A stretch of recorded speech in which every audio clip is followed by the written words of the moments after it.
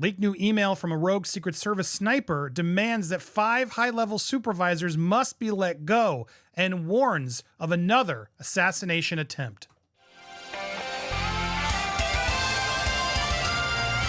Welcome to Popcorn Planet. I am Andy Signore. When I saw this headline, I wanted to get back in touch with Dallas Alexander. So glad to have him back.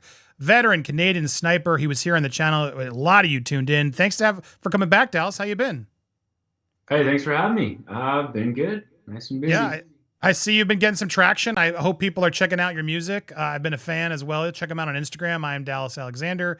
You can get his link tree, a lot of opportunities there, but glad to have you back. Thanks for coming back. There's been a lot of updates since your last appearance. I thought it might be good to go through some of these stories that are coming in. Other snipers are coming forward, sharing similar things that you said.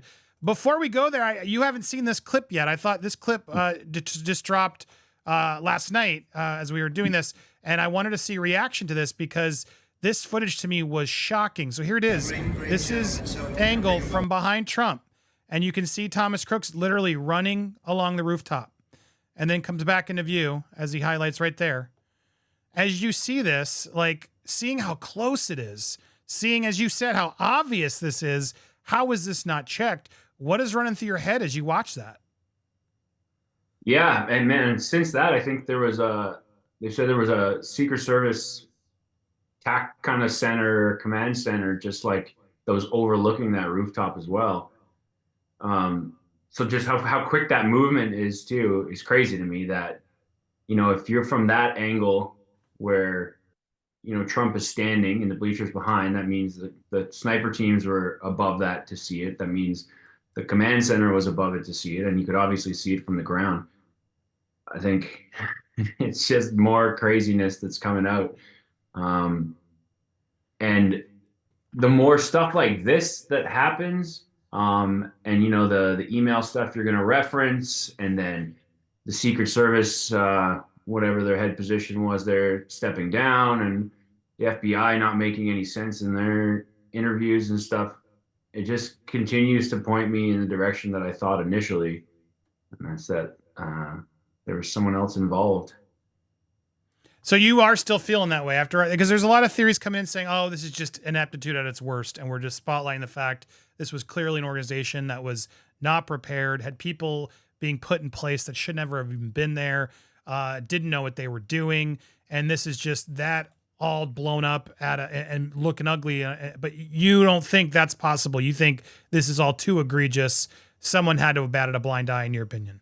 Yeah, I think somebody, and the level of involvement, I don't know. Now, it is obvious the more that comes out that the incompetence is at a ridiculous high within kind of seems like all of the organizations involved, but I don't really know that for sure, at least the Secret Service.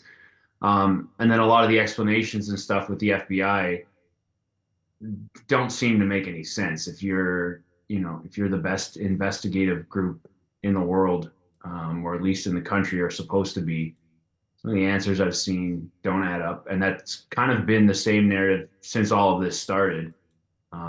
Just a bunch of stuff that doesn't add up.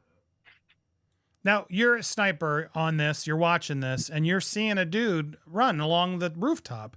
There's all this chatter about the officers on the ground. We're trying to communicate, but weren't able to get in touch with Secret Service. They weren't actually talking to them. As someone who's then watching this, how do you miss this, right? Now that we're seeing it from this point of view, if you're on there, what would you have done in this situation? If you're like, there's a rogue person running along this rooftop, what do you think they should have done? And what do you think the breakdown was? Well, yeah, if you're getting to this point right now where you're seeing that, whether you're a sniper on the roof or you're, one of the Secret Service on the ground, at minimum, take Trump off the stage until you figure out what it is. And I said the same thing with they could have just detained the guy walking around with a rangefinder, and held him until it was over. It was the same guy. He didn't look like he was going golfing. So a rangefinder is only used for a few things. And even if it was, it's magnified, you wanted to see better, okay, doesn't matter. Just hold him until the rally's over. Now, in this point, get Trump off the stage until you figure out exactly what that is. Because right, it's not even like take the shot. As someone like in your job, you would have a radio to somebody in Secret Service who Yeah, could go exactly. up on that stage and say, "Sir, compromised," or even just block him, right? I mean, Yeah, there's something that should have been done on that stage, yeah. is what your opinion is.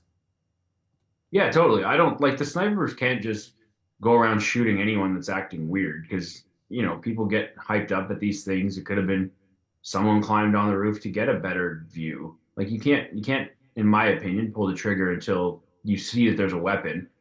Um, but still, you can do stuff before squeezing the trigger, which is Right. like, okay, just in case, let's get him off the stage. Let's get him covered. Let's get protection of some kind in front of him or between him and that person. Now, I want to play a quick clip here because here is Senator Hawley sort of pushing back. So you're telling me that the person who made the decision not to include this in the perimeter has not been relieved of duty? What about the person who's in charge of the interoperability of radio frequencies between local law enforcement and Secret Service? Has that person been relieved of duty?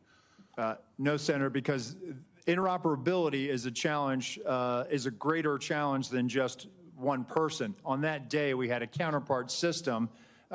It failed As the spectacularly. person who made the decision to send Donald Trump onto stage knowing that you had a security situation, has that person been relieved of duty? No, sir, they haven't. Has the person who decided not to pull the former president off of stage when you knew that, in your words, the locals were working a serious security situation, has that person been relieved of duty?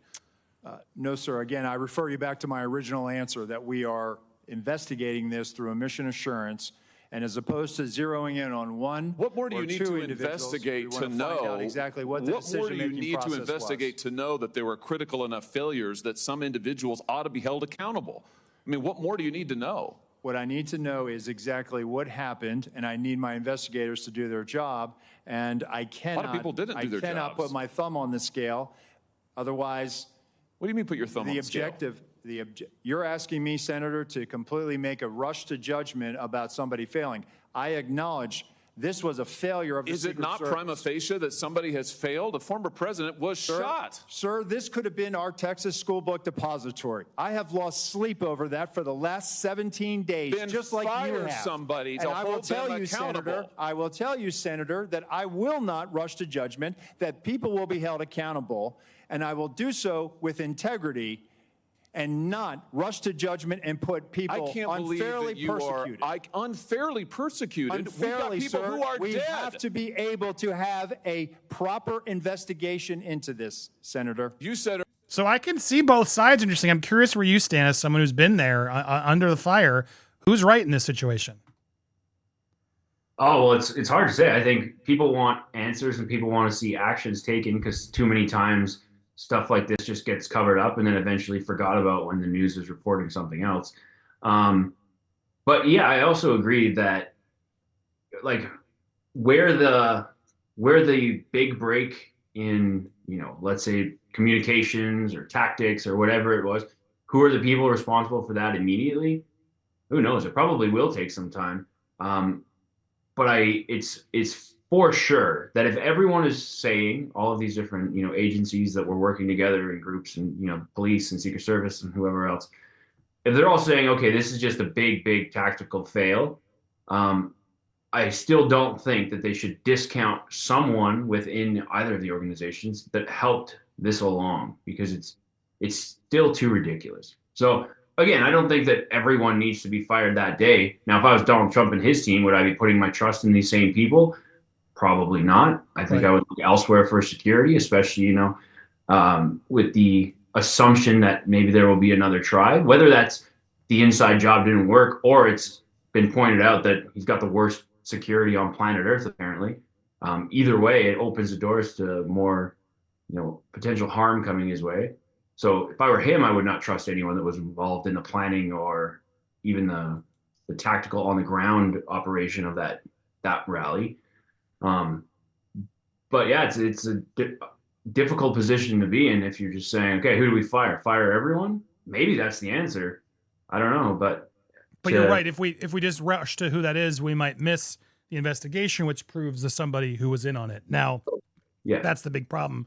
Was this guy? Who knows who's involved? Who's shady? Who's not? That's where things get more complicated. Now, the final thing I wanted to bring up while we had you here is this now rogue sniper emails coming in demanding that 5 high-level supervisors must be let go and warns of another attack. This is the sort of letter coming in here saying that I'm not stopping until 5 high-level supervisors, 1 down, are either fired or removed from their current positions.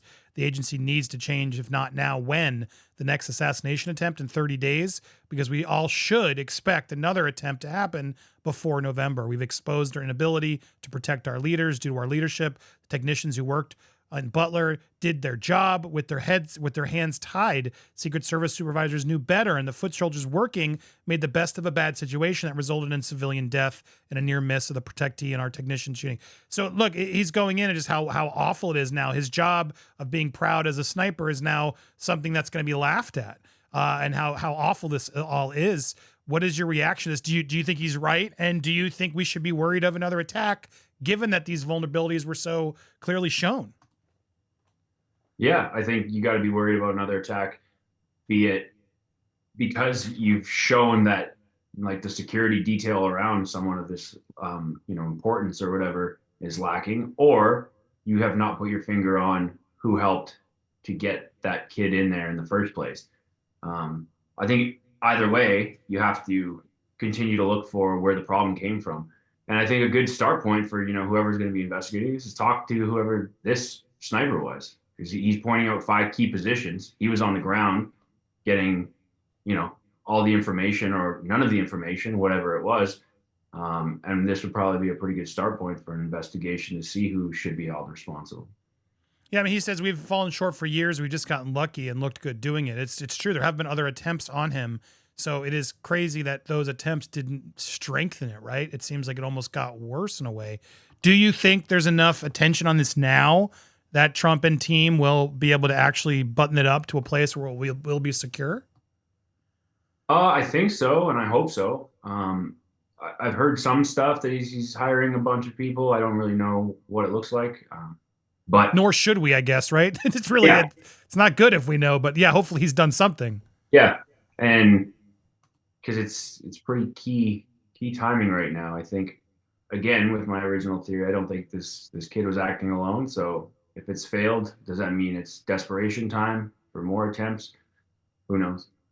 Or cover-ups of let's make sure no one finds out we did it. That's the next big thing I think is, I don't know who would have done it, where that would have come from. And I want to think we need to be careful in these conspiracy theories. Obviously they can be dangerous.